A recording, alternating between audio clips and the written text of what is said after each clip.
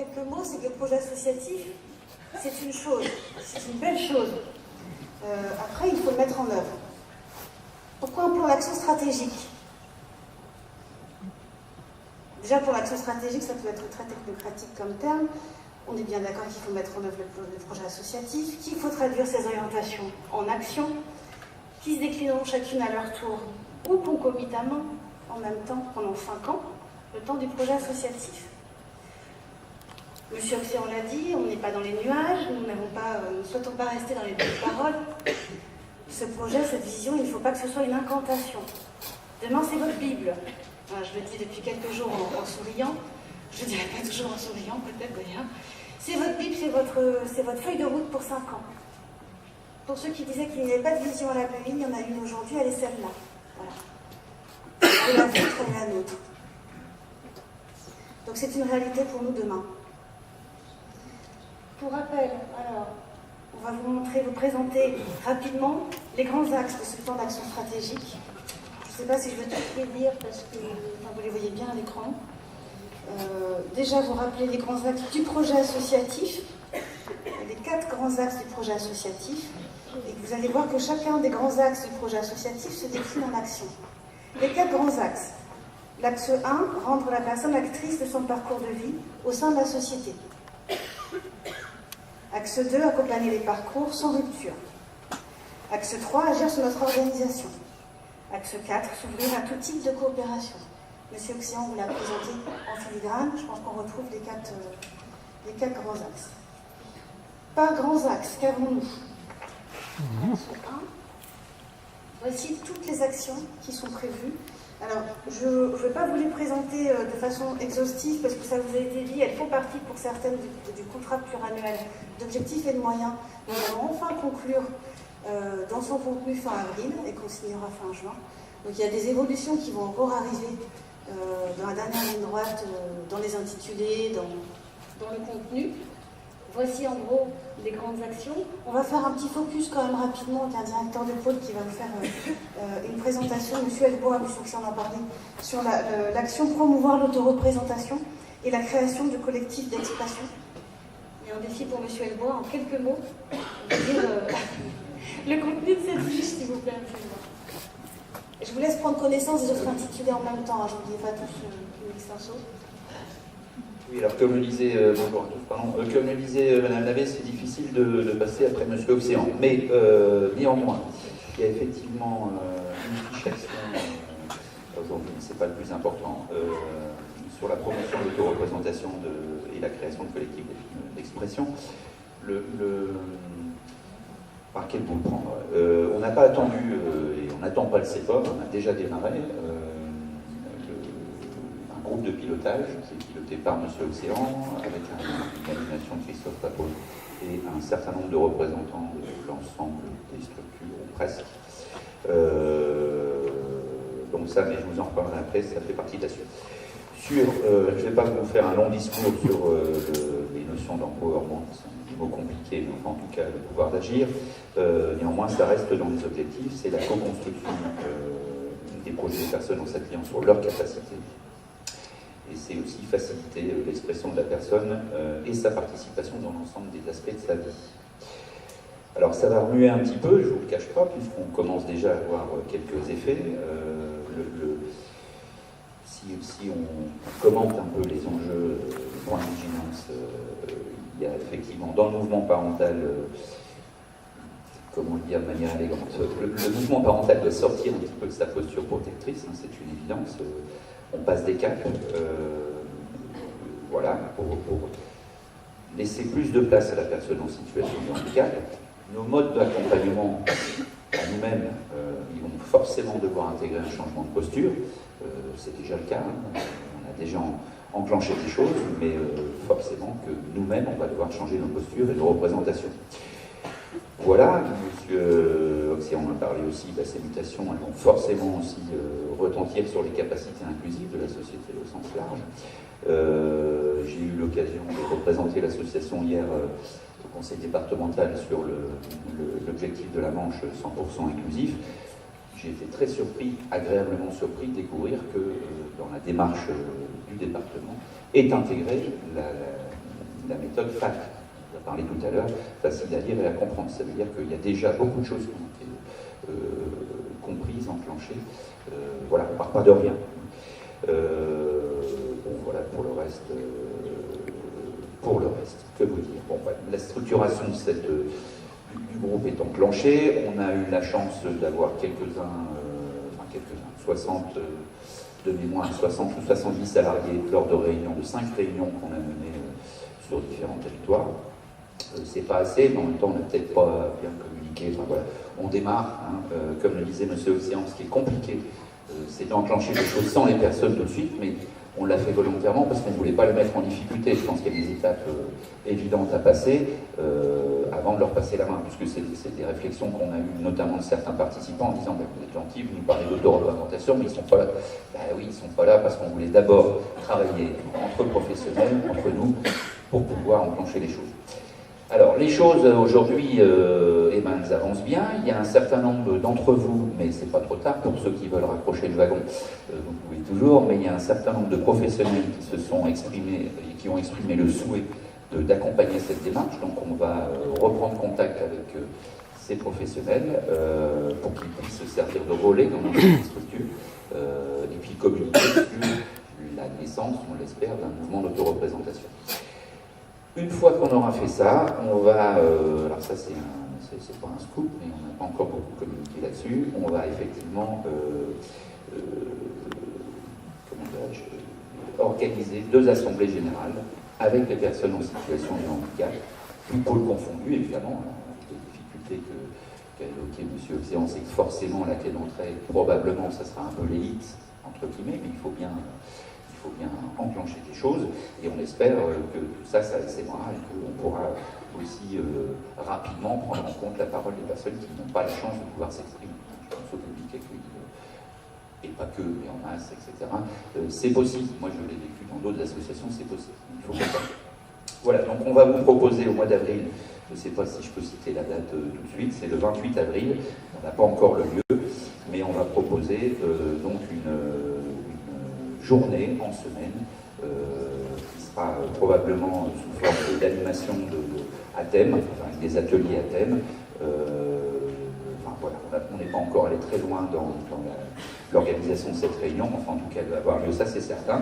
Et à la suite de ces différents ateliers, on a une assemblée générale de restitution qui, nous l'espérons, pourrait constituer les prémices de la naissance d'un mouvement d'autoreprésentation, probablement, puisque aujourd'hui le seul qui existe c'est nous aussi, mais pas que. Hein, voilà. Je rappelle le petit slogan de l'association Nous aussi dont a parlé M. Océan, et ça pose bien les choses, c'est rien pour nous sans nous. Donc voilà, M. Océan aussi évoquait la volonté du conseil d'administration peut-être un jour d'avoir des personnes en situation de handicap impliquées sous une forme ou une autre.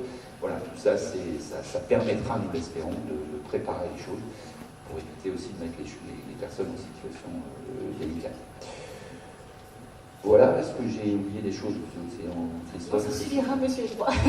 Très bien, merci à vous, je passe le relais. Juste, pardon, entre deux, une petite question. Est-ce que vous voyez ce qui est à l'écran, en fait? Peut-être que j'ai voulu lire les intitulés. Tous ceux qui sont au fond, vous voyez? Non, bon, je vous l'ai dit. Rapidement. Action 1. Rendre la personne actrice de son parcours de vie au sein de la société.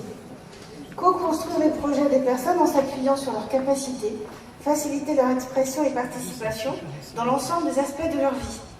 Adapter les modes de communication, diversifier et s'outiller en matière de modes de communication. Développer le pouvoir d'agir des personnes. Réaliser régulièrement des enquêtes auprès des personnes et des aidants. Promouvoir l'autoreprésentation et la création de collectifs d'expression, ça c'est l'affiche dont vient de parler M. et moi. Développer la paire-aidance par capitalisation d'expérience. Harmoniser, professionnaliser et promouvoir le PAP. Formaliser les modalités d'évaluation des besoins. Et le dernier intitulé dont va vous parler M. Mulon-Leclerc, faire de la mise en œuvre du PAP la préoccupation première des professionnels. Bonsoir à tous. Donc effectivement, faire de la mise en œuvre du PAP la préoccupation première des professionnels, les constats au niveau du diagnostic, c'est le PAP peut être seulement vécu comme une injonction et un document à remplir et à actualiser. Une diversité des pratiques et du formalisme autour des PAP, un questionnement autour d'un PAP unique, c'est ce que disait M. Océan tout à l'heure, et la problématique de l'accessibilité des projets. Et donc l'objectif opérationnel qui a été défini à partir de ces constats, c'est co-construire les projets des personnes en s'appuyant sur leurs capacités, développer l'empowerment, comme disait tout à l'heure M. Espoir, il disait mieux que moi, faciliter l'expression de la personne et sa participation dans l'ensemble des aspects de sa vie. Peut-être pour traduire, moi je vais le dire un peu plus long en tête, mais un pape aujourd'hui, ça n'est pas la description des actions de ce que fait un professionnel vis-à-vis de la personne en situation de handicap. Un pape aujourd'hui, c'est un jeu, c'est la personne qui s'exprime, peu importe ses capacités, ses attentes, ses potentialités. Ça n'est pas le professionnel qui décrit ce qu'il a fait.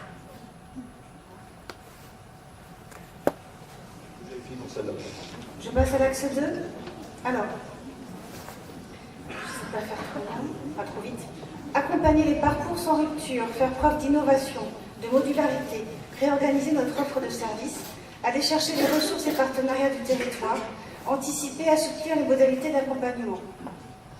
Adapter l'offre de services aux besoins d'accompagnement, réorganiser l'offre au service des parcours, favoriser l'accueil temporaire et de répit, promouvoir et soutenir une dynamique inclusive d'accès à la formation et à l'enseignement, déployer une offre de services diversifiée en matière d'accompagnement à la vie sociale et résidentielle, promouvoir et soutenir une dynamique inclusive en matière d'insertion professionnelle, définir et renforcer la guidance parentale, Monsieur Océan, pardon, on en parlait tout à l'heure, et il y a aussi tout un chapitre sur la prévention et la promotion de la santé, élaborer et évaluer les protocoles de soins, sécuriser le circuit du médicament, favoriser l'accès aux soins et promouvoir la santé, et permettre à la personne de vivre sa vie affective et sexuelle et soutenir sa parentalité. Alors, monsieur Milan-Leclerc, favoriser l'accueil temporaire et de répit, quelques mots sur celle-ci. Donc, oui, favoriser l'accueil temporaire de répit à partir des dispositifs existants sur le territoire. Là aussi, c'est s'ouvrir à notre environnement. Des familles d'accueil, d'internat et de dispositifs expérimentaux. Le diagnostic qui a été fait, c'est qu'il y a un besoin des familles pour l'accueil temporaire, pour les personnes déjà accueillies, pour les personnes au domicile ou en attente de place. On a aussi tout ce public-là à considérer.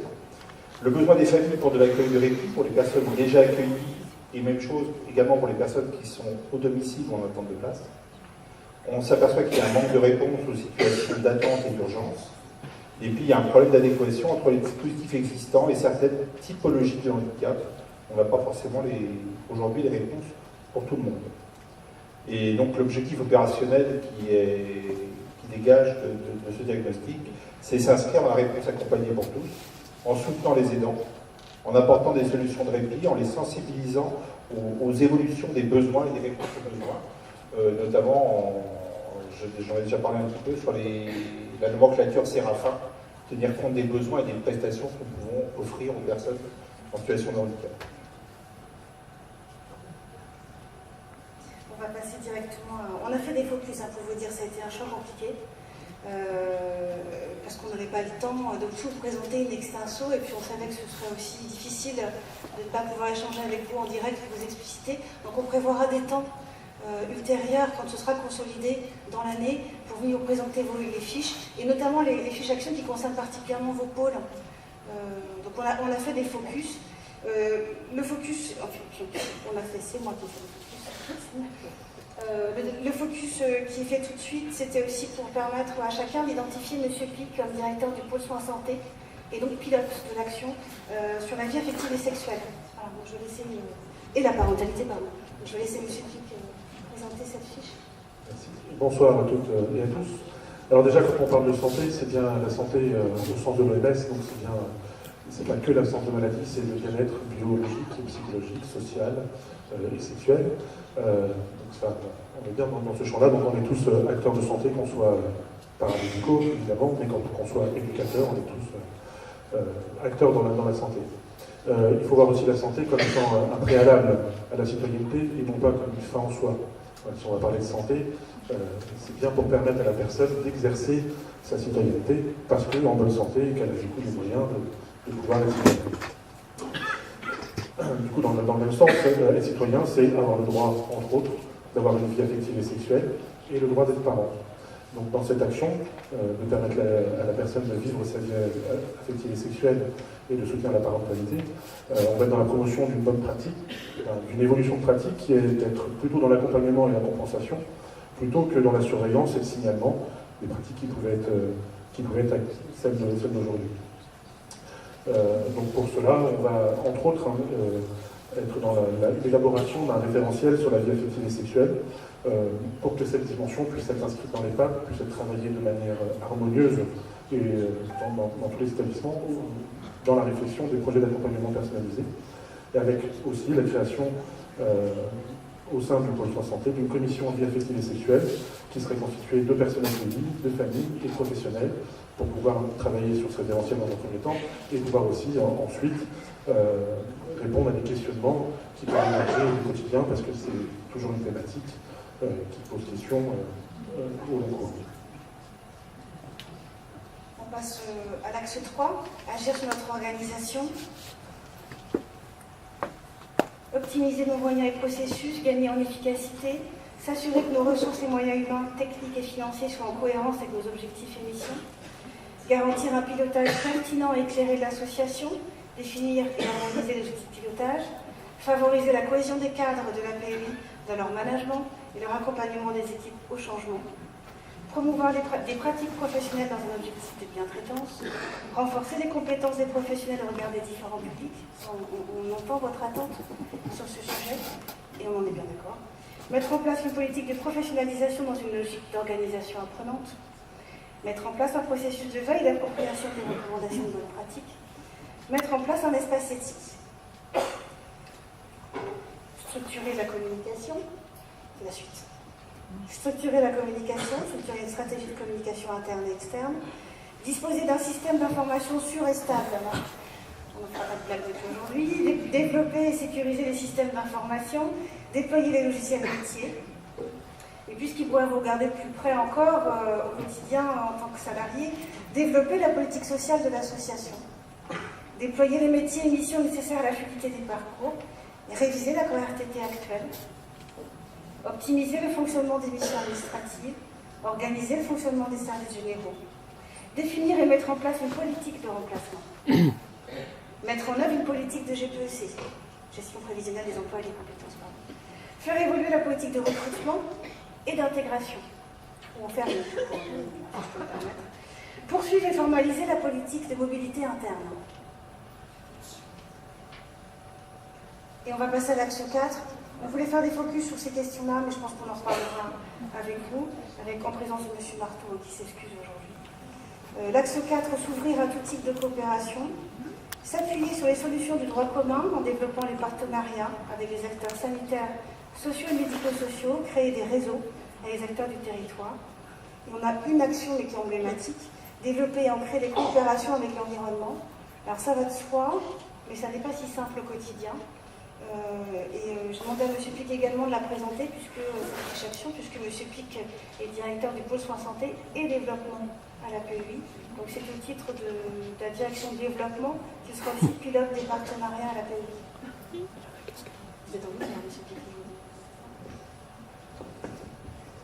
Donc sur ces développements, mais ça va compléter, ça va venir redire ce que M. Océan a déjà pu dire, c'est-à-dire de sortir de ce fonctionnement cloisonné du médico-social, aller chercher vraiment à l'extérieur les compétences qui existent chez nos partenaires, leur apporter notre expertise de l'accompagnement des personnes vivant avec un handicap, mais vraiment pouvoir aller chercher dans toutes les dimensions, dans tous les domaines de la société, pas que dans le champ de la santé et du médico-social, mais au niveau économique avec les entreprises de l'économie sociale et solidaire, par exemple, au niveau culturel, au niveau sportif, vraiment dans toutes les dimensions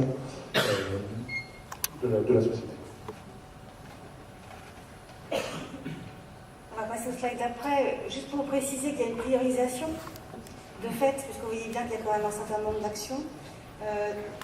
Vous dire quand même qu'on priorise, mais qu'on n'a pas attendu le projet associatif malgré tout et le CEPOM pour commencer à enclencher des actions, parce qu'il y a bien une réalité au quotidien. Vous vous montrer un petit peu les actions qui sont déjà engagées. Il y en a d'autres, mais celles-ci sont les principales. La sécurisation du circuit des médicaments, bien sûr. La réorganisation de l'offre au service des parcours, qui commence déjà à la PNV. La promotion et le soutien d'une dynamique inclusive d'accès à la formation et à l'enseignement. L'accord RTT aussi, on a commencé les échanges avec les IRP sur ce sujet. Renforcer les compétences des professionnels au regard des différents publics, même si je sais qu'il y a des insatisfactions de ce côté-là. On se mobilise sur ce sujet. Développer et ancrer les coopérations avec l'environnement, mais oui, on en a déjà aujourd'hui et il faut qu'on continue. Nous avons déjà des actions engagées que nous allons poursuivre. Des actions dans les 5 ans du CEPOM, puisqu'un CEPOM dure 5 ans, et projet associatif également. Celles qui sont importantes et qu'il faut que nous impulsions. Monsieur Menon-Leclerc a pu vous parler du répit, l'offre au service des parcours, on vous en a parlé également. Nous avons aussi les 4 autres qui sont très importantes, la promotion, soutien à dynamique inclusive, d'accès à la formation et à l'enseignement, l'offre de services diversifiés en matière d'accompagnement à la vie sociale et résidentielle. Il y a déjà un travail de fond très important qui se fait notamment sur le pôle HVS et qu'il faut continuer à soutenir. La promotion et le soutien de la dynamique inclusive en matière d'insertion professionnelle aussi, avec des réflexions qui sont déjà portées. Et puis la guidance parentale, Monsieur Oxien en a parlé, c'est essentiel pour nous à la PUI. Vous dire également que même si on a ce cadrage des 5 ans, nous avons voulu prendre du souffle, quitte à avoir une vision, autant voir loin. Certaines actions vont jusqu'en 2026. Alors que nous aurions pu nous arrêter à 2023. Il n'empêche que certainement on les rééquilibrera ou réécrira à mi-parcours. Mais dans ce projet associatif, on a développé la pérédance, déployer une offre de services diversifiés en matière d'accompagnement à la vie sociale et résidentielle. Donc on continuera à développer cette action. Favoriser la cohésion des cadres, toujours. Mettre en œuvre une politique GPEC. Faire évoluer la politique de recrutement et d'intégration. Poursuivre et formaliser la politique de mobilité interne. Structurer les stratégies de communication interne et externe. Et mettre en place un espace éthique. Alors ces intitulés peuvent changer, la programmation également, puisqu'on y travaille également. Ce que je voudrais que vous reteniez, c'est qu'il y aura des frustrations, certainement, puisqu'on ne pourra pas tout faire. Et justement, on ne veut pas être dans ce discours de on va faire, et vous le connaissez mieux que moi depuis que vous êtes là pour certains, vous avez l'impression qu'on ne fait jamais, que ça arrive très tardivement. Ce qu'on veut, c'est avoir un discours réaliste.